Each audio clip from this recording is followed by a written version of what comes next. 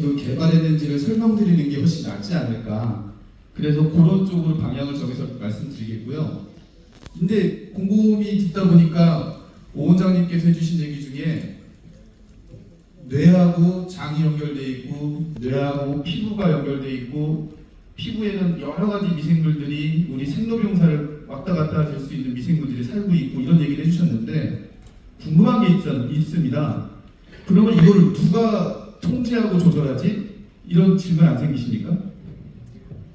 예, 제가 사실은 많은 논문을 읽으면서 제일 궁금했던 게 우리 몸은 똑같은 미생물이 있고 똑같은 음식을 먹고 똑같은 운동을 하고 잠도 잘 자는데 어떤 사람은 왜 특정 미생물이 더 잘 자라고 어떤 사람은 또 다른 미생물이 더 잘 자라고 거기에 따라서 어떤 사람은 건강해지고 어떤 사람은 또 건강하지 않아지고 이런 것들이 궁금해서 논문을 읽다 보니까 저도 과거에 신약 개발한다고 할 때 잘 몰랐던 내용들인데 많은 연구를 통해서 얻었던 것보다 저희 제품을 개발하면서 얻은 어떤 소득이라고 하나요? 제 스스로가 이해되는 폭이 훨씬 넓어졌는데 그 부분을 오늘 소개시켜 드릴게요.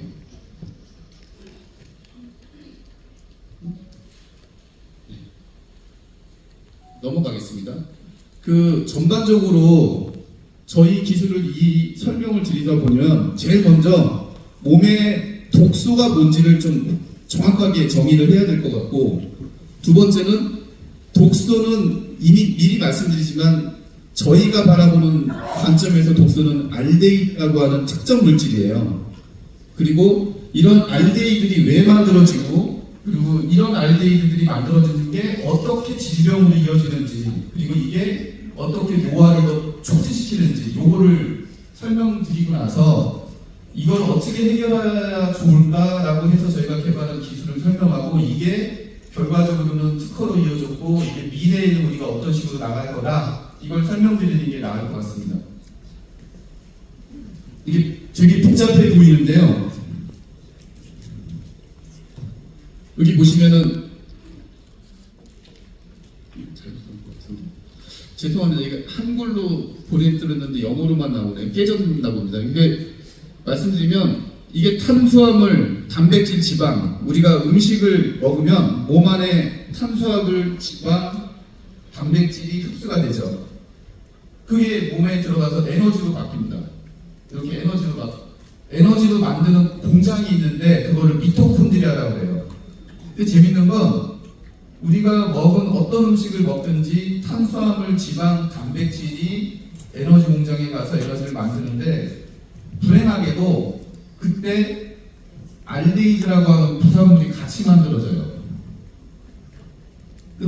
재밌는 건 하느님께서 사람을 만들어서 생명 현상을 유지하려면 음식을 섭취하라고 해놓고 그 음식을 섭취해서 에너지를 만들 때마다 빨리 죽도록 유도하는 독소를 같이 만들어주십니다. 그래서 인간은 신이 아니라 유한한 존재인 것 같습니다.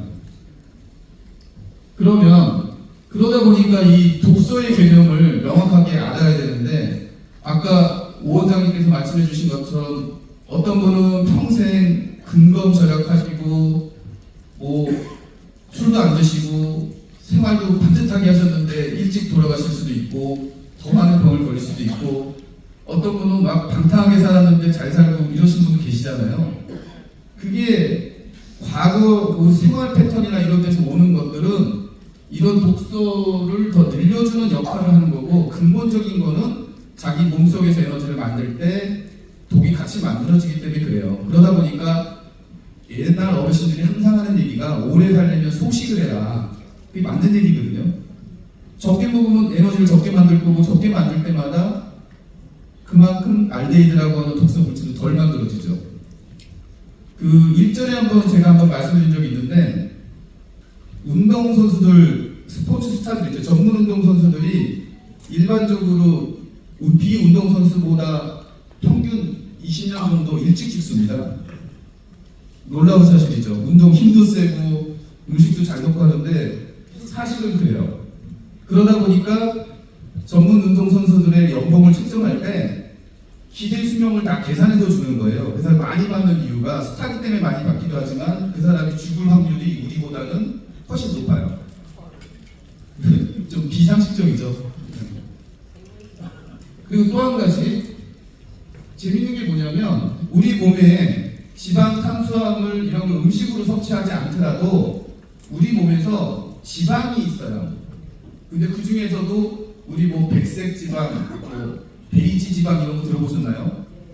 갈색 지방 이런 거. 근데 재밌는 건 갈색 지방이나 베이지 지방은 스스로가 에너지로 전환됩니다.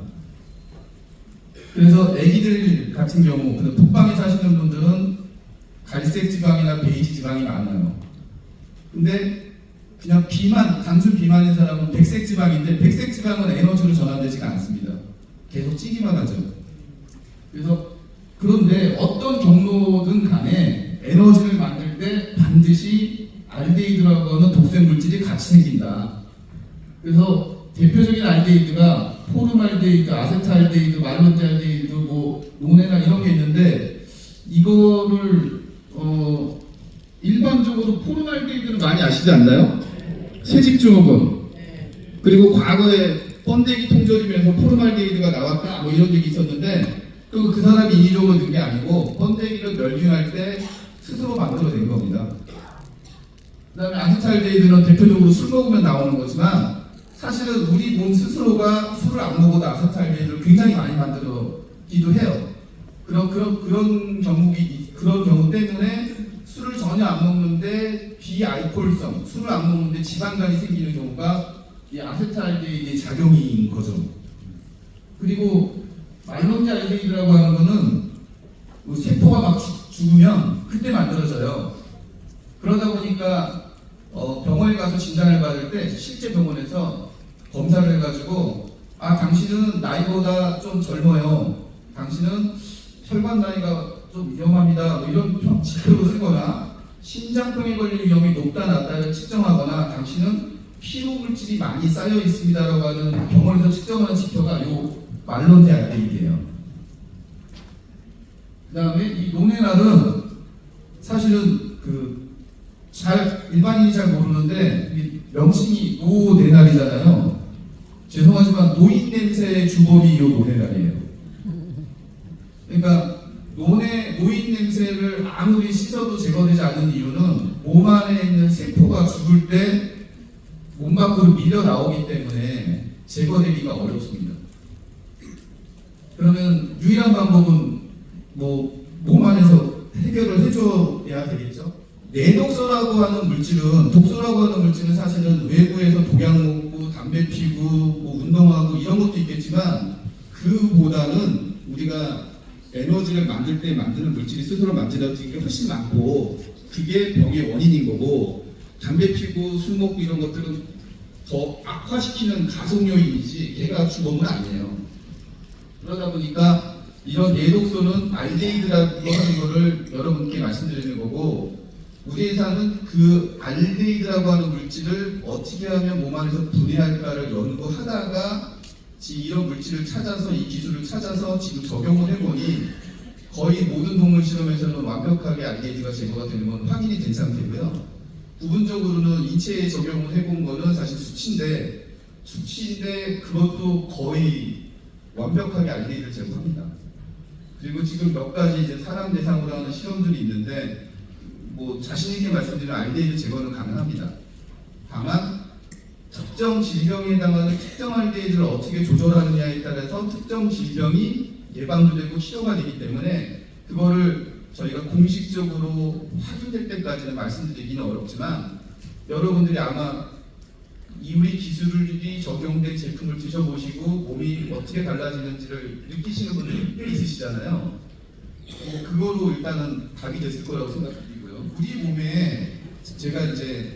우리 몸에 세포들이 있는데 세포들이 아까 원장님 말씀하신 대로 잘 의사소통을 잘해야 커뮤니케이션을 잘해야지만 외부의 적으로부터 보호를 하지 않습니까?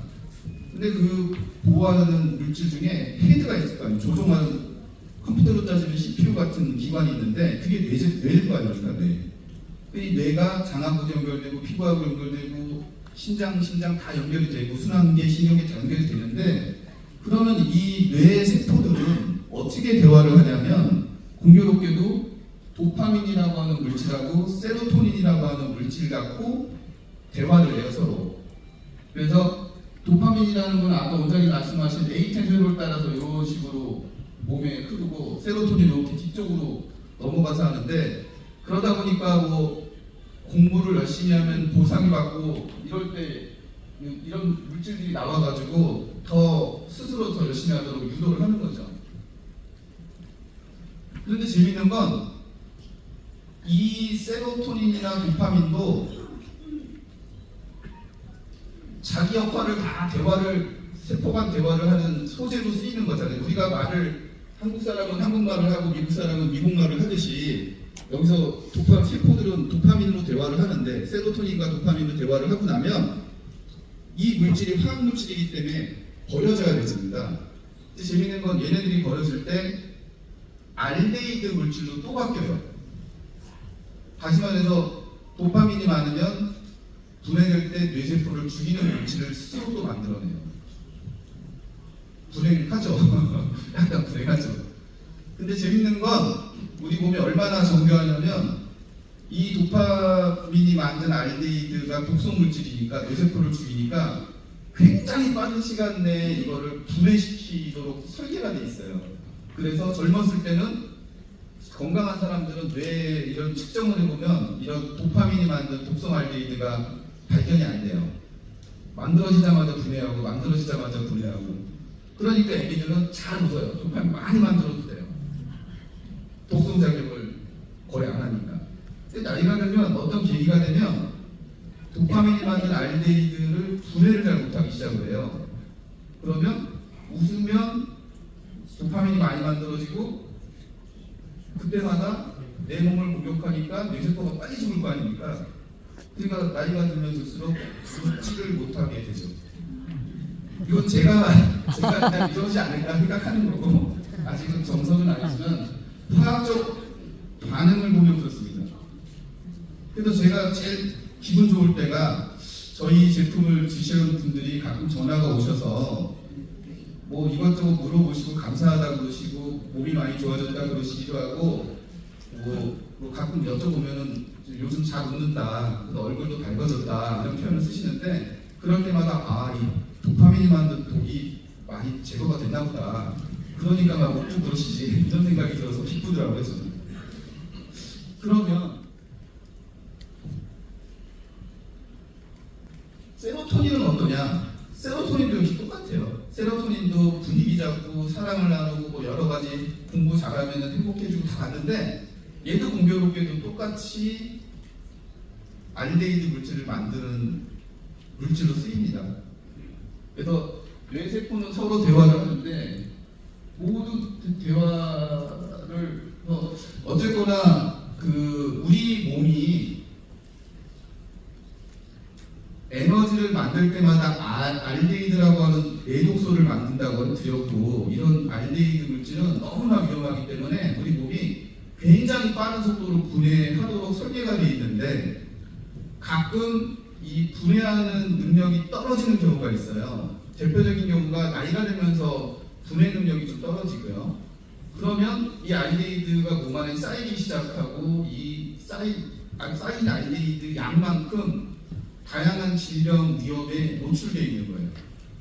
그러다 보니까 저희 회사는 회사 설립 때부터 이 알데히드를 몸 안에서 분해하는 물질을 찾고 개발하는 게 목표였고요. 지금의 목표는 이런 알데히드 물질은 전 세계가 찾고는 있는데 제가 논문을 통하거나 뭐 여러 가지 봤을 때 성공 사례가 없어요. 근데 저희가 여러 가지 해보니까 아마 저희가 거의 유일하지 않을까 생각이 들어요. 다만 이게 또 최초다 보니까 이걸 일반 사람들까지 다 알아들을 수 있도록 입증하고 하는 것도 저희 책임인 거죠. 그러다 보니 시간은 좀 오래 걸리는데 저희가 이렇게 더 놀라운 사실은 보통 새로운 신기술이 나오면 얘를 인체에 적용시키기까지 굉장히 오랜 또 추가적인 10년, 20년 시간이 걸리는데 저희 이미 여러분들이 드실 수 있는 수준까지 다 하고 있잖아요. 거기서 한 발 더 나아가서 아예 의약품을 개발하겠다고 하는 별도의 미래 목표가 있는 거고, 현재는 여러분들이 드실 수 있도록 제품화까지 다 돼 있고 상용화까지 있죠. 그러니까 여러분들이 그 제품을 드시고 계시잖아요. 그래서 이런 제품은 아마 저희가 최초인 거는 거의 확실하고요. 이거를 공식화시키는 데 걸리는 시간은 좀 걸릴 텐데, 제일 큰 혜택은 여러분이죠, 사실은. 당장 저희 가족들도 이걸 드시고 많은 질병이 좋아진 경험을 하고 있고, 그러면 우리가 저희 제품이 질병을 치료하는 물질이냐? 그건 아니죠. 왜냐하면 우리 몸은 어떻게 설계되어 있냐면, 독소가 있으면 독소를 스스로 이겨내고 극복하고 하도록 설계가 되어 있는데, 이게 면역작용인데 어떤 계기가 돼서 이 스스로 만든 독소를 분해하는 능력이 떨어지면 거꾸로 그 독소, 자기가 만든 독소 때문에 다양한 기능 저하가 일어나고, 기능이 지속적으로 저하되다 보면 결과적으로는 질병이 걸리는 거죠. 그 중에서 DNA가 망가지면 우리가 일반적으로 암이라고 하는 거고요. 돌연변이가 일어나서. 그 다음에 뇌에 여러 가지 그 도파민이 어떤 계기가 돼서 갑자기 안 만들어지면 대화를 할 수가 없잖아요, 뇌세포들이. 그러면 몸을 통제할 수가 없죠. 그런 질병은 우리가 말하는 파킨슨이라고 하는 질병을 말하는 거죠. 그리고 뇌전증이나 이런 것들인데, 영어로만, 한국말로는 제가 지인성이라고 하나? 그런 한국말을 잘 모르겠는데, 그런 병이 있는데, 그건 뭐냐면, 우리가 우울증이라든지 뭐 정신과 약물들을 막 먹잖아요. 지금 오랫동안 먹으면, 조현병 약들을 주로 먹으면 갑자기 직장애가 온다든지, 아니면 우리 뇌전증이라고 하죠. 막 발작이 일어난다든지 이런 현상들이 벌어져요. 이런 사람들의 특징이 뭐냐면, 몸 안에 알데히드, 그러니까 뇌에 있는 도파민이나 세로토닌이 급격하게 사라지는 증상을 갖고 있대요. 그러다 보니까 약간 파킨슨 같은 병이 걸리는 거죠. 이 얘기를 왜 말씀드리냐면, 지금 적어도 우리가 뇌 신경에서 벌어지고 있는 질병, 우울증부터 시작해서 파킨슨, 치매, 뭐 이런 병들은 약이 개발된 바도 오고, 현재 일부 약이라고 나와 있는 것은 정확한 작용 기전은 없는데, 그나마 이렇게라도 해야 증상이 좀 완화되지 않나 하는 병들인데, 더 놀라운 건 이거를 1년, 2년, 3년 지속적으로 복용하게 되면 결과적으로는 급속한 치매나 파킨슨 같은 증상들로 이어진다는 거죠. 그러다 보니 저희 회사가 가지고 있는 많은 잠재적인 응용 중에 이거는 되게 중요한 건데, 사람이 아직까지 전공을 해보지 못했고, 그런데도 불구하고 나이가 들면서 많은 질병을 갖고 있는 게 다 뇌신경에 관련된 질병이니까 저희가 그런 쪽을 먼저 연구하는 게 맞겠다, 한정된 자원을 그런 쪽으로 썼으면 좋겠다 해서 저희가 지난 몇 년간 그런 쪽에 R&D를 했고, 그 결과물로 특허를 낸 게 파킨슨 개선에 대한 그 약물, 식품, 그 다음에 치매 개선을 예방과 치료에 도움을 주는 ARC 기술, 이게 두 번째 특허고요. 세 번째 특허는 손떨림, 수전증 치료 개선과 예방에 가능한 약물 조성물, 이런 특허를 쓴 거고, 네 번째 특허는 재밌지 않습니까? 세로토닌도 알데히드 만들고, 도파민도 알데히드 만들고, 우리가 음식물을 먹어도 알데히드를 만들고, 우리가 막 알러지가 생겨요. 히스타민이 나와요. 그럼 이 히스타민도 몸 안에서 자기 작용을 하고 나서 공교롭게도 또 알데히드가 됩니다. 그래서 저희 네 번째 특허가 뭐였냐면, 몸 안에서 생겨나는 모든 신경 전달 물질이 만들어내는 모든 알데히드를 분해하는 물질이라고 특허를 걸었어요. 이게 만약에 되면 새로운 연구 개발하는 모든 사람들은 저희한테 질 수밖에 없어요. 특허가 다 등록이 되고 나면. 왜냐하면 몸의 원리라고 특허를 걸었기 때문에. 그래서 심사 기간은 한 2, 3년 이상 걸릴 거예요. 그리고 지금 새로 특허를 쓰고 있는 거는 지금 근감소증이라고 하는 걸 혹시 못 들어보셨죠?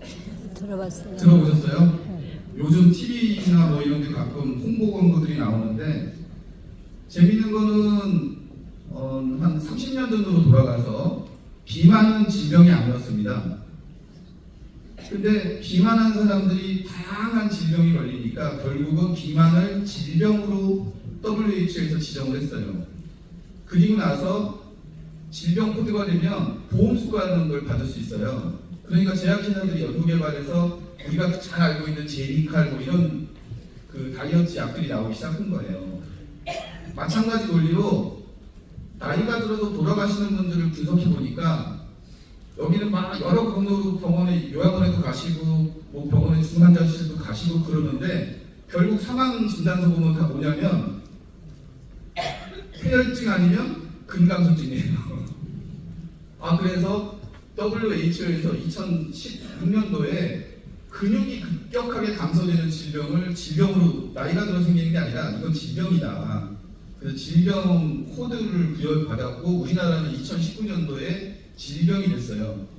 그러다 보니까 전 세계적으로 42개 약물을 근감소증 임상을 하고 있는데 이 약물들은 개발된 게 아니라 원리를 모르니까 지구상에 나와 있는 약들 중에 효과가 있을 수도 있는 약물들을 임상하는 거예요. 아직 성공은 하지 못했어요. 근데 저희가 작년에 이거는 아직 논문도 나간 것도 아니고 특허를 이제 쓰고 있어서 그런데 근감소증 실험은 그 국내 뭐 제일 큰 병원이랑 같이 해서 치료가 예방이 되는 확인은 다 했어요. 그래서 지금 그 특허를 또 쓰고 있어요. 저희가 이제 특허 전략은 기존의 의약품이 해결할 수 없는 쪽으로 가고 있는데 그래서 이미 그 PCT 등록해서 심사받고 있는 것들이 치매, 파킨슨, 수전증, 그 다음에 우리 몸의 원리에 관한 거 하나, 그 다음에 지금 말씀드리고 있는 그 근감소증은 지금 쓰고 있는 거고요. 또 하나가 이제 그 간도 실험이 다 끝나가면 걔도 걔가 제일 먼저 등록이 될 것 같긴 해요. 파킨슨하고 두 개가. 이게 지금 미국에서 심사받고 있고, 아까 여기 기다리고 있는데 미국 유럽 PCT에서도 심사 들어갔다고 공문이 왔더라고요, 메일로. 그래서 아마 뭐 2025년 말 내지는 2026년 초쯤 되면 특허들이 다 되지 않을까 이렇게 생각이 들고요. 근데 저희가 그래서 특허가 다 등록된 게 아니라서 일부는 뭐 다 말씀드릴 수는 없고 일부는 설명드리면 저희 실험 사례로 보니까 손 떨린 환자들이 좋아질 가능성이 무지무지 높습니다. 이론적으로. 동물 실험은 다 완벽히 구현이 되고요. 그래서 그러면 종합적으로 제가 말씀드리면 과거에 많은 분들이 항산화제를 먹으면 질병이 예방될 거야 라는 얘기를 했잖아요. 근데 이게 왜 그러면 항산화제를 먹은 오랫동안 복용했는데 문제가 됐냐면 이거 보시면 알 겁니다. 재밌는 건 활성산소가 몸에 만들어지면 우리 몸에는 활성산소를 없애는 물질을 같이 만들어요. 몸이. 그래서 정상적인 사람은 하루에 2g씩 비타민C를 스스로 만들어요. 여기 계신 분 다 비타민C를 만들어요. 그리고 비타민 E도 다 몸에서 만들고 계세요. 여기 보시면은 우리가 말하는 뭐 에스토디라고 들어보셨죠? 항산화제 중에. 이것도 우리가 스스로 만들어요. 비타민C, 비타민 E, 뭐 카탈레이즈, 뭐 다 카로티노이드, 우리가 뭐 루테인 먹고 하지 않습니까? 우리 몸에서도 만들어요. 플라보노이드 우리 몸에서도 만들어요. 어디서 많이 들어본 얘기죠 이게? 네. 무슨 얘기냐면 100년 전부터 항산화제가 병든 사람들은 항산화 기능이 많이 떨어져 있으니까 요런 물질이 떨어져 있으니까 그래? 그러면 이 사람들한테 이거를 외부에서 만들어서 공급해주면 병은 예방이 되고 치료가 될 거야 라고 해서 한 50년, 1950년대 이후에 급격하게 항산화 시장이 커졌고 이거를 실제 30년, 40년 드시게 한 거예요. 사람들이 매일매일 먹게 한 거예요. 근데 결론적으로 30년 이상 먹은 사람과 안 먹은 사람을 비교해 보니까 안 먹은 사람이 먹은 사람보다 더 건강하더라는 거예요. 차이를. 그리고 특정 사람들은 항산화제를 30년인가 이상 꾸준히 복용한 사람이 사망률이 높다라는 코호트 분석 결과도 쏟아져 나와요. 그러니까 지금 멘붕에 빠지는 거죠, 이제 사람들이. 그래서 왜 그러냐면 아까 알데히드라고 하는 거는 에너지를 우리가 만들 때 스스로 만든다고 했잖아요. 근데 그 알데히드를 만들기 전에 다시 돌아가 보시면 우리 몸에서 에너지를 만들 때 활성산소도 만들고 알데히드도 만들어요. 근데 이 활성산소는 공교롭게도 우리 주변 세포랑 주변 세포랑 충돌하면서 다시 또 알데히드를 만들어요. 근데 여태까지 우리는 이 활성산소를 제거하는 물질을 먹은 거예요. 요거는 제거 안 됐을 거 아니에요.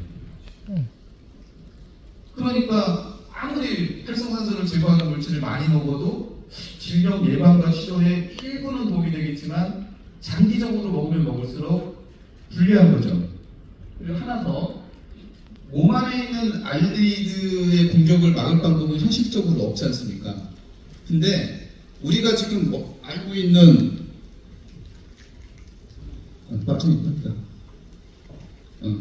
제가 여기는 지금 빠져 있는데 비타민 C를 먹잖아요. 그러면 활성산소를 우리 몸 대신 잡아주는 게 이온이지 않습니까? 내 몸이 파괴되는 걸 비타민 C가 대신 막아주는 거잖아요. 비타민 E가 대신 막아주고 루테인이 대신 막아주고 활성산소를.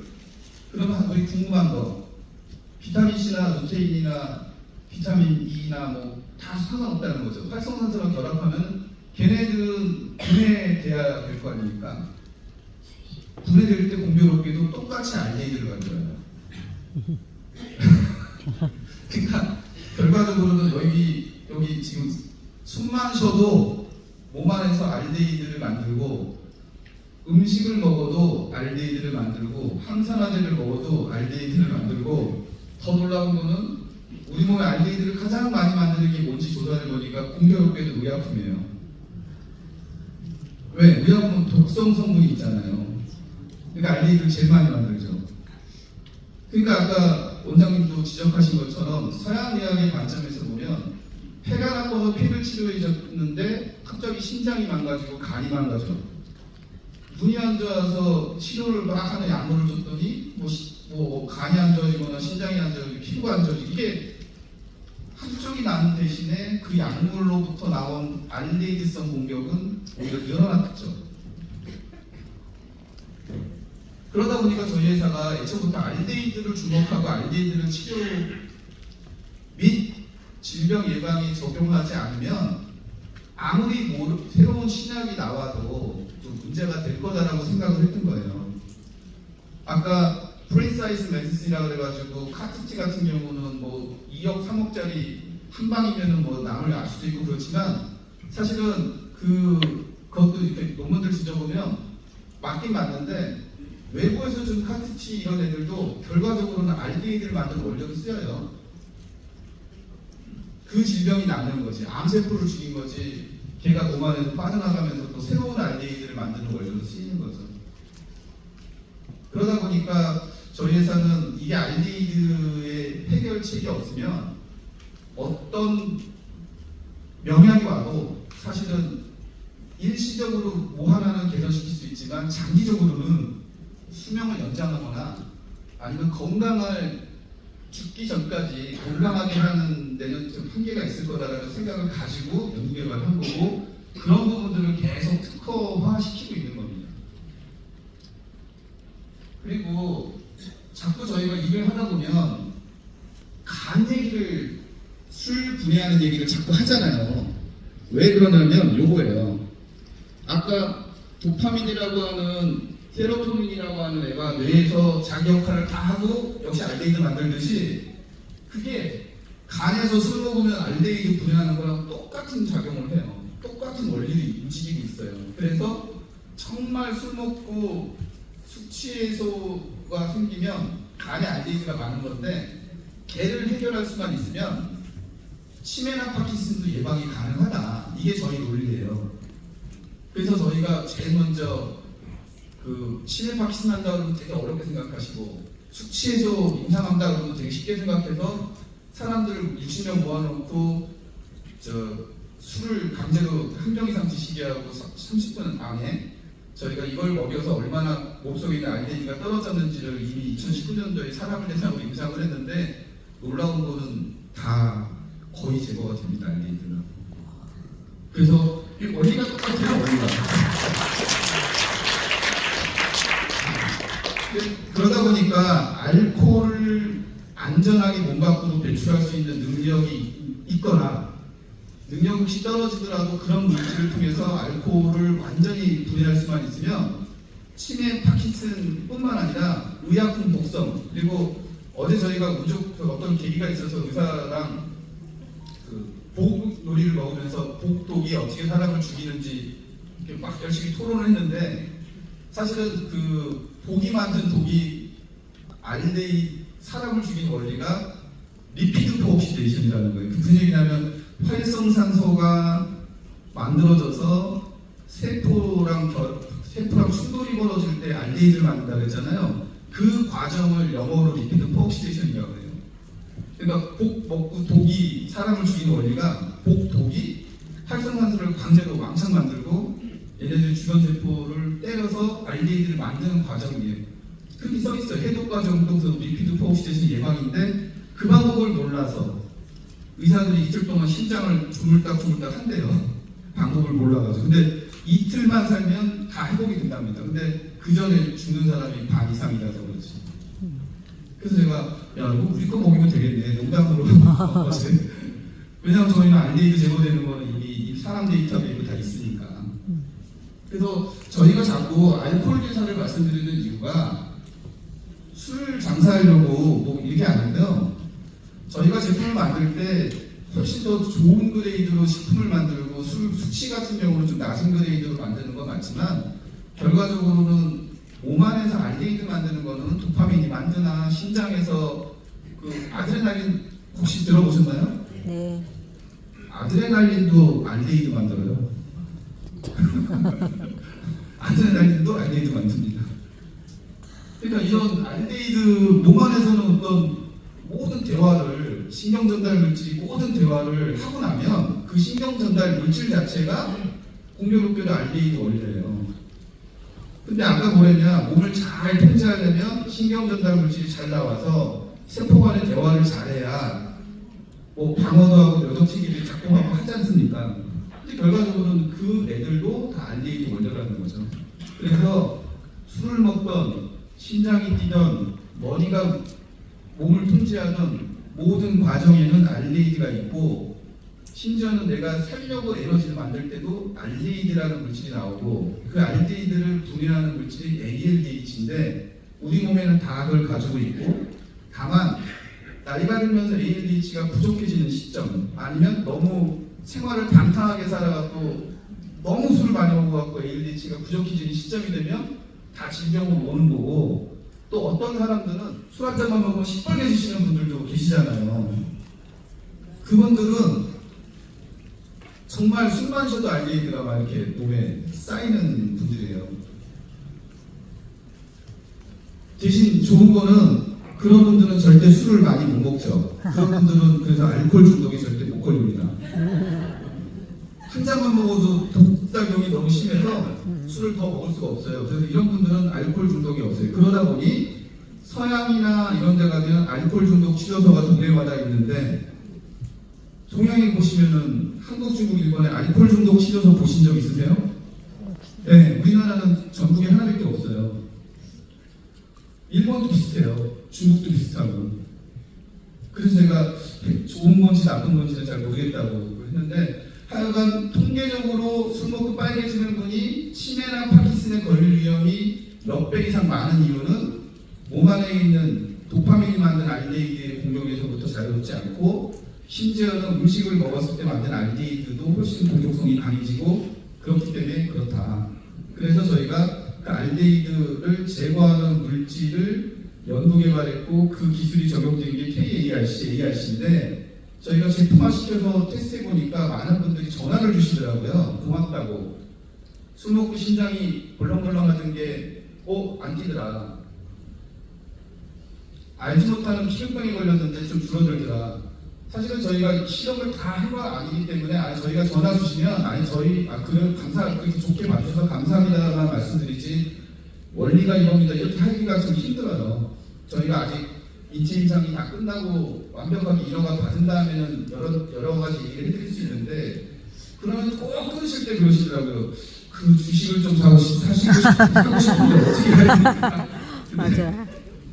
그래서 오늘 제가 그래서 이 특허 얘기를 해달라고 하길래 곰곰이 생각해봤는데 특허를 저희 특허 하나가 막 100페이지씩 하거든요.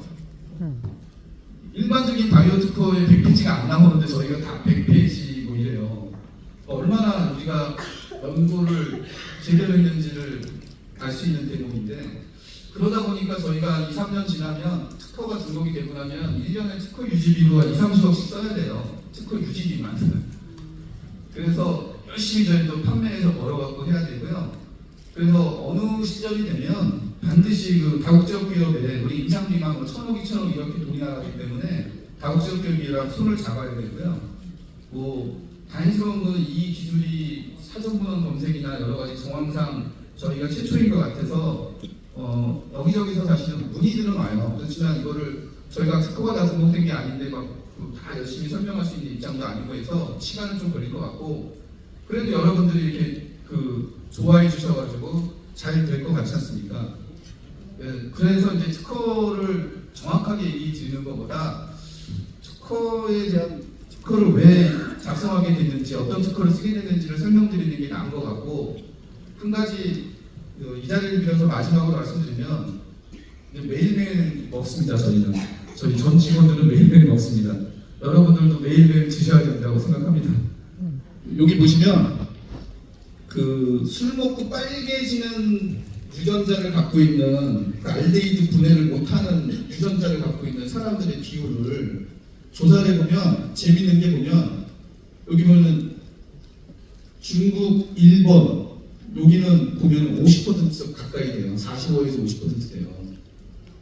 여기 보시면 이렇게 돼 있잖아요. 그러니까 요게 중국, 일본 가면 768명을 했더니 여기 보시면은 여기 49.9%는 술 잘 먹는 사람이고 술을 못 먹는 사람이 31.4%, 그 다음에 여기 보시면은 뭐 술을 완전히 못하는 사람, 그러니까 술 한 잔 먹고 기절하는 사람 얼마 해서 합쳐서 보면 50% 정도 돼요. 중국도 비슷하고. 근데 이 터키 이런 데로 넘어가면, 우즈벡 터키로 넘어가면 비율이 뭐 10% 이하로 떨어져요. 그 다음에 동남아 가도 한 10% 되고, 근데 백인이나 흑인은 0%예요, 0%. 그러다 보니까 백인이나 흑인이 사는 동네는 알코올 중독 치료소가 많고 한중일에는 알코올 중독 치료소가 없어요. 다만 한중일에서 가까이 있는 나라들도 알코올, 얼굴 빨개지는 사람들, 술 먹고 이런 사람이 있는데 재미있는 건 이런 사람들한테 치매나 파킨슨 위험도를 조사해 보니까 치매나 파킨슨 걸릴 위험도가 55세 이상, 얘를 환산하면 100명당 만약에 55세 이상이 있을 때 100명당 한 10명, 13명 정도가 걸린다고 했을 때 술 먹고 빨개지는 유전자를 갖고 있는 민족은요 100명당 40명 가까이가 치매나 파킨슨에 걸려요. 신기하죠? 네. 근데 이게 과거처럼 맹목적으로 대충 치고 좀 이렇게 대충 톱밥으로 막 이런 게 아니고 이제는 유전 검사를 해가지고 비율을 보니까 그렇다는 거고 너무 명확하기 때문에 전 세계가 ALDH를 연구해야 되고 그다음 두 번째 약을 먹었는데 누구는 괜찮은데 어떤 사람은 약을 먹었더니 심장도 울렁거리고 너무 심하다 이런 사람들도 대부분 ALDH가 문제가 있는 사람들은 술 먹고 빨개지는 유전자를 갖고 있는 사람이 약 부작용도 심각합니다. 그래서 저희 회사는 이미 이렇게 여러 가지 단백질을 대량으로 만들 수 있는 균주를 포뮬레이션을 이용해가지고 제품을 만들었고요. 이미 상용화까지 시켰고 독성 검사 다 해봤고 대량으로 해보니까 이게 이제 그건데 사람 모아놓고 60명 중에 20명은 술 먹고 뭐 기절해갖고 돌려보내고 뭐 42명 임상이 봤더니 이런 식으로 알코올이 잘 떨어지고 알데히드도 잘 떨어지는 게 확인됐고요. 실제로 이거를 적용해 보면 이게 재밌는 건데 저희 사무실에 오신 분들한테는 가끔 이런 얘기를 들었는데 이게 보시면 이거는 저희 실험 결과고요. 얘는 그 독일하고 국립대만 대학에서 세계 최초로 사람한테 술을 주고 독이 얼마나 생기는지 재봤어요. 근데 재밌는 건 뭐냐면 왜 대만에서 했냐면 서양에서는 이런 실험을 하고 싶은데 술 먹고 빨개지는 사람이 없어요. 실험할 수가 없어요. 그래서 두 분으로 나와서 술을 먹고 빨개지는 유전자를 갖고 있는 사람, 술을 잘 먹는 유전자를 갖고 있는 사람한테 한 잔, 두 잔, 세 잔씩 이렇게 줘봤더니 술을 잘 먹는 유전자를 갖고 있는 사람은 아무리 많이 먹어도 독이 올라가질 않아요. 근데 술 먹고 빨개지는 유전자를 가진 사람은 한 잔만 먹어도 이 사람들이 반병 먹은 것보다 더 독이 6배 이상 많죠. 기하급수적으로 올라가요. 여기 술 먹고 빨개지시는 분 계시잖아요. 네. 네. 이분들은 진짜 술 한 잔 먹고 돌아가실 수도 있어요. 맞아. 진짜 신입생 환영회 때 대학생이 한 잔 맞아. 먹고 죽었다는 얘기가 그냥 나오는 게 아니고 맞아. 몸 안에서 걔를 분해할 능력이 전혀 없는데 한 잔 먹었는데 야 이거 바보같이 한 잔 더 먹어 그러면서 죽을 수도 있는 거죠. 응. 독소. 네, 그래서 대부분 사회생활하다 보니까 술 먹고 빨개지시는 분들은 잘 술자리 안 가세요. 웬만하면 되게 조심하시고 오히려 더 생활은 건강하게 하시더라고요. 근데 통계로 보면 돌아가실 때는 더 빨리 돌아가실 수도 있어요. 그리고 질병도 더 많이 걸리실 수도 있고. 근데 저기 먹으면 되지 않습니까 이제? 네, 맞아요. 이게 임상 결과가 있지 않습니까? 맞아요. 그리고 술로 실험하는 이유는 사람한테 독을 줄 수가 없잖아요. 그치. 술은 우리가 먹어도 되는 독이잖아요. 네. 다 알면서 먹잖아요, 독인지. 그러니까 술로 실험하는 거예요, 그냥. 네. 그리고 이제 요기 장표는 요거 하나만 제가 설명드릴게요. 비타민 C, 유명한 비타민 C 브랜드하고 우리 거하고 활성산소를 얼마나 제거하는지 실험한 거예요. 보면은 비슷해요. 비타민 C도 비타민 E도 뭐 코엔자임 Q10도 활성산소 잘 제거됩니다. 우리 거도 잘 제거돼요. 근데 문제는 알데히드가 얼마나 제거됐는지 똑같이 실험하면 얘네들은 알데히드가 얘 같은 경우는 오히려 늘어나요. 근데 우리는 알데히드도 쫙 제거됐거든요. 55%나. 와. 입안에 있는 알데히드를 제거한 시점이에요. 이건 또 입안에 있는 알데히드가 안 사라지는데 우리 거 쫙 알데히드가 계속 시간이 지나면서 계속 사라지잖아요. 그래서 사실은 저희 집사람이 제가 술을 막 많이 먹고 취해서 들어가면 가끔 이게 없을 때가 있잖아요. 저희 거에 어떻게 우연한 자리에 갔는데 강제로 먹이에서 먹고 집에 가면 이거 못 먹고 가잖아요. 그러면 피곤해 자고 집사람이 이 따뜻하고 앉아면 강제로 입에다가 넣어요.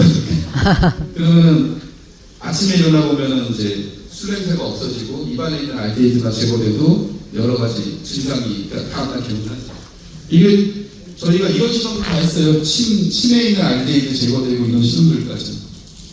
그리고 요건데 반복되는 얘기인데 여러 가지 항산화제를 먹으면 공교롭게도 항산화제가 활성산소를 제거하려면 뭘 만드냐면 이렇게 알데히드를 만들어요. 항산화 능력이 좋은 물질이 있으면 항산화 능력이 크면 클수록 알데히드를 더 많이 만들어요. 이게 뭐야? 아이로제들. 그러니까 오래 살아야지 병 걸리지 말아야지 하고 강력한 항산화제를 매일매일 드시는데 알데히드가. 사실은 빨리 죽어야지 손도 아파야지 이런 결론에 도달하는 거죠. 근데 과거에는 몰랐다가 2000년도 이후에 30년 이상 꾸준히 알데히드를, 그러니까 황산화제를 복용한 분과 복용하지 않은 분 몇만 명 단위로 이렇게 역학 조사를, 그런 코호트 분석이라고 하는데 그걸 해보니까 이런 결론이 나고, 심지어는 특정 분에서는 사망률이 높아지거나 노화 속도가 더 빠르다, 이게 결론인 거예요. 그래서 이런 게 발표가 되면 좋은데 사회적인 문제가 커지지 않습니까? 항산화 시장이 뭐 수십조 수백조 되는 시장인데 다 거짓말쟁이라고 할 수도 없는 거고, 근데 그렇게 기고 왔는데, 그래서 저희는 해결책이 있으니까 네, 다행이죠. 그래서 아까 원장님 말씀하신 대로 여러 가지 질병에 적용은 하지만 저희가 자본의학대 때문에 일단 뇌, 그 다음에 근감소증은 저희가 해보려고 하는 이유는 또 실험 결과도 갖고 있는 이유는 아직까지 인류가 원인도 모르고 어떻게 해결할지도 모르고 정복해본 적도 없고 그러다 보니까 이게 반발이 별로 없죠. 성공만 하면. 그래서 저희가 여기는 오늘 안 보여드리지만 지난번 할 때는 어떤 한 분 파킨슨 걸리신 분 도파민 늘어나는 사진도 사람 사진도 갖고 있잖아요. 저희가. 그래서 앞으로는 각 분야별로 연구 개발하는 것들이 특화될 건데 이거는 제가 보기엔 저희가 혼자 하는 게 아니라 협업을 통해서 할 거고 그러다 보니까 아까 화장품 뭐 이런 각 분야들을 만들면 세계적인 기업이 되지 않을까 생각이 돼요. 그리고 기업이라는 게 돈을 벌기 위한 조직은 맞는데 사실은 제가 이제 하다가 보니까 여러분들한테 제가 김대중 대표한테 무슨 얘기를 했냐면 이거 돈을 많이 벌 목적으로 하지 말고 좀 이렇게 빨리 퍼지는 방법을 찾자. 왜냐면 제 주변 분들은 이거 먹고 몸이 막 좋아지시는데 돈 버는 것도 좋지만 사실은 사람이잖아요. 저도 모든 사람이 건강해져야 되는 거잖아요. 행복해져야 되고 그런 측면에서 빨리 이걸 보급할 수 있는 방법을 찾고 이게 성공을 하면 우리가 안 되는 거 어디 있습니까? 전 세계 똑같이 안 되는 거죠. 저희 소재 갖고 있지, 시스템 갖고 있지. 이렇게 열심히 이해해 주시는 분들도 계신데 그래서 오늘 뭐 이렇게 특허 얘기를 했는데 특허를 조금만 생각해봐도 뭐 알아들으실 분이 있겠지만 어렵잖아요. 그래서 그냥 제가 두서없이 설명드렸습니다.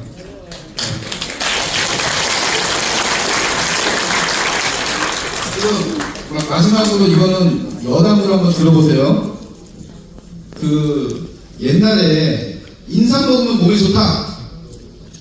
인삼이 몸에 좋다. 있으세요? 사폰. 그러면 왜 좋다? 사건이 정말요? 옛날에 인삼이 왜 좋은지는 과학적으로 입증 결과는 없어요. 근데 수많은 동안 우리가 먹어왔기 때문에 그냥 좋다라는 인식이 있는데 최근에 어떤 논문들이 나오냐면 인삼을 먹었더니 간에서 ALDH를 더 만들었네? 이렇게 얘기해요. 오. 대박. 헛개를 먹었더니 간에서 ALDH를 더 만들었네? 얼마큼? 5에서 7%만큼. 그 다음에 카레를 먹었는데 왜 장식품과 봤더니 카레를 먹으면 ALDH를 더 만든대요. 먹을 게 없네. 아니 카레 드셔야죠. 먹을 게 없는 게 드셔야죠. 우리 해독하니까. 그런데 지금 이게 깨거든요. 깨 추출을 먹었더니 ALDH 더 만든대. 그래서 어떤 사람들이 들깨 기름을 매일 먹으면 뭐 노화가 예방되고 몸에 좋아서 틀린 게 아니고 맞죠. 근데 여기서 한 가지 더. 만약에 이분이 술 먹고 빨개지는 유전자를 갖고 있어요. 근데 이 ALDH가 망가진 ALDH를 더 만들었다고 작동하나요?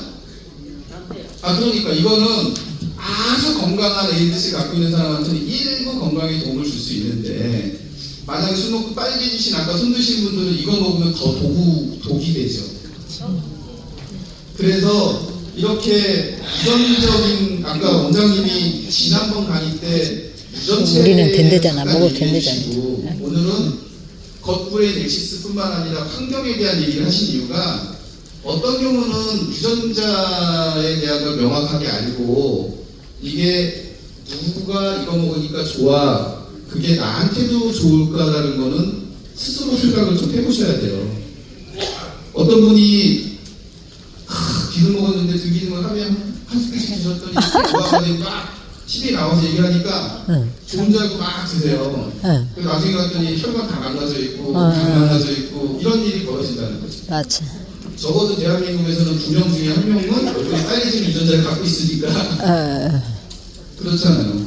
맞아요. 그래서 기존에 몸이 좋아진다고 하는 건식을 최근에 어떤 연구로 가고 있냐면 먹었는데 ALDH를 조금이라도 더 만드는 물질이 몸에 좋은 물질이다 이런 식으로 가고 있어요. 근데 우리는 그게 아니고 ALDH 먹으면 돼. 이렇게 이게 우리가 다른 차별점이죠, 약간. 네. 그러다 보니까 ALDH가 문제가 생기면 다양한 질병이 오는 건 당연한 사실인데 전 세계가 이렇게 건식으로 가는데 한계가 있는 거예요. 왜? 이거를 먹으면 ALDH 늘어나는데 효과 있는 사람이 있는데 이 사람이 매일 먹으면 어떤 일이 벌어지냐면 간독성이 또 생겨요. 네, 카레를 매일 하루도 안 때 물리지 않고 물대가 계속 드셔보세요. 간독성 나와요. 그러다 보니까 이런 식으로 식품으로 ALDH를 활성화시키는 물질들은 한계가 있다. 식품 의약품으로 개발하는데 한계가 있어서 알면서도 상용화가 되기가 어렵다. 그냥 개념 컨셉으로 이렇게 먹는 거고 어쩌다 간이 아주 튼튼하신 분이 이제 일부는 먹고 효과를 보시는 거죠. 그래서 인삼이 효과가 있긴 한데 한정적이다. 어떤 분한테는 효과가 있고 어떤 분한테는 효과가 없고 또 장내 미생물이 인삼을 분해해주기 때문에 장내 미생물이 좀 다른 유전자를 갖고 계시면 유전자가 다른 게 있으면 인삼이 아무리 먹어도 다 배변으로 나와요. 몸에 흡수 안 돼요. 그래서 이런 과학적인 걸 바탕으로 제품을 우리가 개발하고 있고 그런 제품을 김재진 대표와 포뮬레이션 짜서 해보니까 여러분들이 지금 드셨을 때 나타나는 현상들은 각자가 다 느끼실 거 아니에요. 이게 이제 저희 마지막 멘트입니다. 그래서 건강기능식품 누가 좋다 그러면 쫑긋 세우고 나도 따라해야지 하지 마시고 잘 이렇게 검토해 보시고 드셔야 된다. 그게 마지막 말씀입니다.